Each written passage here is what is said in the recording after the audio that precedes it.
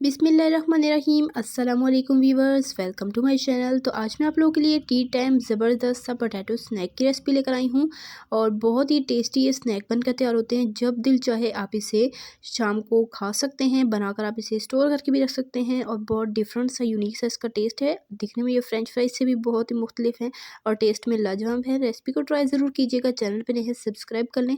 Recipe start करते हैं। बिस्मिल्लाहिर्रहमानिर्रहीम। सबसे पहले एक पोटैटो लेंगे और इसे छील लेंगे और उसके बाद यहाँ पर हमने एक ग्रेटर ले लेना है। तो इसकी मदद से हमने पोटैटो को बिल्कुल ग्रेट कर लेना है और पोटैटो ग्रेटर जो आपने लेना है वो आपने मोटा वाला लेना है, बिल्कुल भी बारीक नहीं होना चाहिए। तो ये आप देख सकते हैं मोटे होल वाला हमने यहाँ पर ग्रेटर लिया है और इसकी मदद से पोटैटो को हमने ग्रेट कर लेना है सारे। तो यहाँ पर मैंने सारे पोटैटोज़ ग्रेट कर लिए हैं। जितनी आपने बनानी हो उतने हिसाब से आप पोटैटोज़ ले सकते हैं।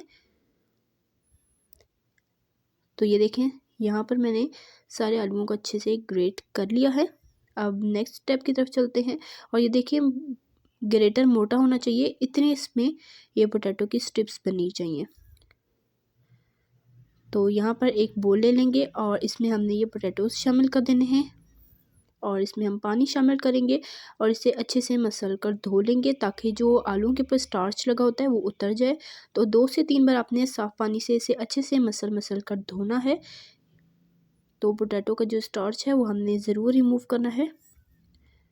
तो इसे 2 से 3 बार धोकर हम स्ट्रेनर में निकाल लेंगे।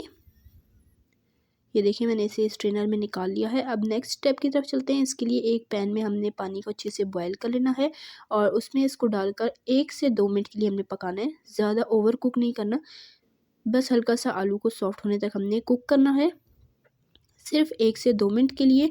उसके बाद हम फ्लेम को ऑफ़ कर देंगे और इसे स्ट्रेन कर लेंगे। ज़्यादा आप कुक नहीं कीजिएगा वरना आपकी रेसिपी ख़राब हो सकती है। तो यहाँ से 1 से 2 मिनट मैंने इसे कुक करके स्ट्रेनर में निकाल लिया है। ऊपर से ठंडा पानी डालकर इसे ठंडा कर लेंगे और स्ट्रेनर में ही रहने देंगे, या आप चाहें तो किसी टॉवल पर भी इसे फैलाकर ड्राई कर सकते हैं। इसमें मॉइस्चर बिल्कुल भी नहीं होना चाहिए। तो यहाँ पर मैं एक टॉवल के ऊपर इसे फैला लूँगी ताकि इसके अंदर जितना भी पानी है वो सारा रिमूव हो जाए और उसके बाद हम इसे फ्राई करेंगे। तो यहाँ मैंने इसे वापस इस स्ट्रेनर में डाल दिया है और इसमें डाल देंगे नमक हस्ब ज़रूरत। तकरीबन 1/4 टीस्पून मैंने नमक डाला है, इससे बहुत ही इसका ज़बरदस्त सा टेस्ट आएगा। और यहाँ पर हमने ऑयल को अच्छे से गर्म कर लेना है। एक स्ट्रिप डाल के चेक करेंगे, जैसे ही वो ऊपर आ जाए इसका मतलब ऑयल परफेक्ट गर्म है। फ्लेम को हमने कर देना है मीडियम टू लो फ्लेम पर 5 से 6 मिनट के लिए हमने इसे फ्राई करना है। मैं स्ट्रेनर में ही फ्राई कर रही हूँ ताकि हमें निकालने में आसानी हो। आप चाहें तो एज इट इज़ भी फ्राई कर सकते हैं। तो तकरीबन 4 से 5 मिनट के लिए हमने इसे मीडियम टू लो फ्लेम पर फ्राई करना है, अच्छे से क्रिस्पी होने तक। बहुत ही जल्दी ये फ्राई हो जाते हैं, फ्राई से भी कम टाइम लेते हैं और बहुत ही यूनिक और ज़बरदस्त सा इसका टेस्ट है। रेसिपी ज़रा सी पसंद आए वीडियो को लाइक कीजिएगा, चैनल पे नए हैं चैनल को सब्सक्राइब ज़रूर कीजिएगा।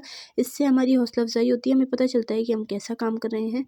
तो ये अच्छे से फ्राई हो चुके हैं। अब इसे एक बोल में ले लेंगे और इसमें डालेंगे हस्ब ज़रूरत नमक, पीसी लाल मिर्च हस्ब ज़रूरत और चाट मसाला भी हस्ब ज़रूरत इसमें शामिल करके अच्छे तरीके से मिक्स कर लेंगे और ये हमारा ज़बरदस्त सा पोटैटो स्नैक बनकर तैयार हो चुका है।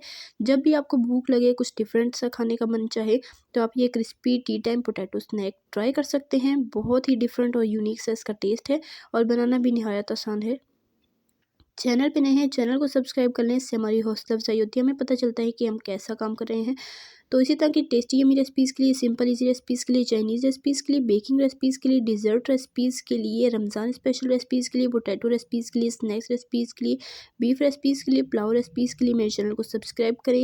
तो बहुत जल्द आपको इस चैनल पर इंशाल्लाह ज़बरदस्त सी रेसिपी देखने को मिलेंगी। तो इंशाल्लाह फिर मिलेंगे नेक्स्ट रेसिपी में, तब तक के लिए अल्लाह हाफ़िज़।